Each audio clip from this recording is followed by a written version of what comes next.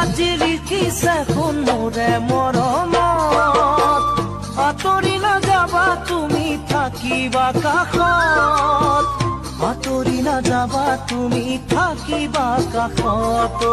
ঐ যদি তুমি পাহৰা মোক সময়ৰ সোঁতত, মই তোমাক নাপাহৰো চিৰ জীৱনত, মই তোমাক নাপাহৰো চিৰ জীৱনত।